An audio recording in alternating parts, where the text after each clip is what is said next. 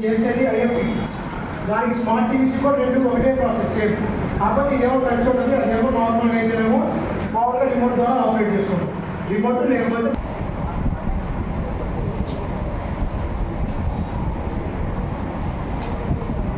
First మనం IFP open చేయగానే మనకందరికి ఈ స్క్రీన్ అనేది ఓపెన్ అవుతుంది. ఈ స్క్రీన్ ఓపెన్ అయిన ఒకటి ఉంటుంది. ఇది క్లిక్ చేసుకున్న తర్వాత ఇక్కడ హెచ్డిఎంఐ కేబుల్ అనేది ఒకటి ఉంటుంది. దీన్ని క్లిక్ చేసుకొని మనం దేనికైతే ఈ కనెక్ట్ బాక్స్ అనేది హెచ్డిఎంఐ కేబుల్ కనెక్ట్ ఇచ్చామో అక్కడ మనకి గ్రీన్ అనేది కనబడుతుంది. దాని మీద క్లిక్ చేయాలి. సెలెక్ట్ చేసుకుంటే మనకి మెయిన్ స్క్రీన్ అనేది ఇలా వచ్చేసింది. ఇదంతా వచ్చేసి కనెక్ట్ బాక్స్ యొక్క స్క్రీన్. మనం ఇప్పుడు చూసింది ఏంటంటే ఐఎఫ్పి యొక్క స్క్రీన్ ఇందాక హోమ్లోకి ఇది వచ్చేసి మొత్తం కనెక్ట్ బాక్స్ యొక్క స్క్రీన్. మెయిన్గా మనం ఇక్కడ చూసుకోవాల్సింది ఫస్ట్ సెట్టింగ్స్లోకి వెళ్ళి వైఫై కనెక్ట్ చేసుకోవాలి.